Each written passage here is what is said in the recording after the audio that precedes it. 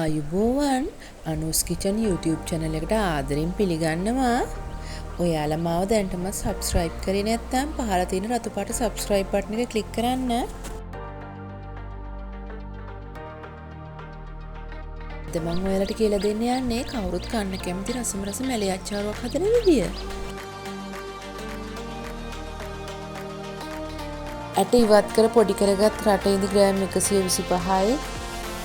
දිග අතර කපාගත් මාළු මිරිස් ග්‍රෑම් 50යි, විනාගිරි මේස ඇඳි 4යි, දිග අතර කපාගත් කැරට් ග්‍රෑම් 100යි, රතු ලූණු,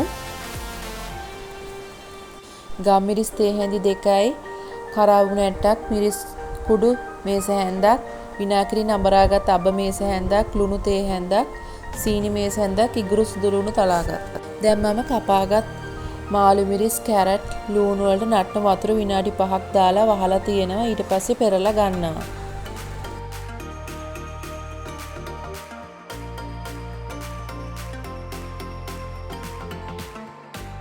මගේ මැටි හට්ටියට විනාගිරි දාලා ලිපේ තියා ගන්නවා. ඒකට තලාගත් ඉඟුරු සුදු ලූණු, ගම් මිරිස් අබ පේස්ට් එක, සීනි ලුණු ඔක්කොම දාලා කලවම් කර ගන්නවා.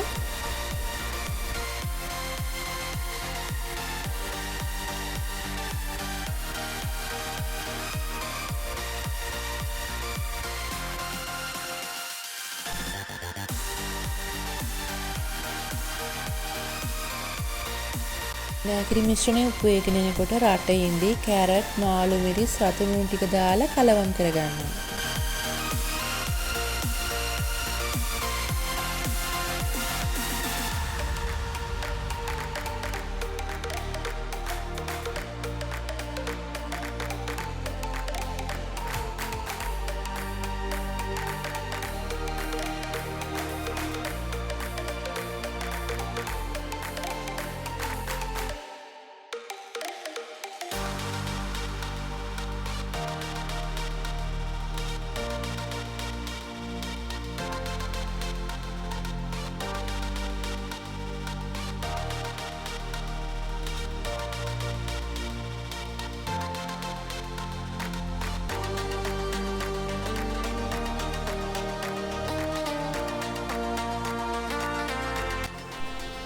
ඕගොල්ලෝ කැමති නම් මේකට ලුණු දෙහි කඩලා දාලා කලවම් කරගන්නත් පුළුවන්.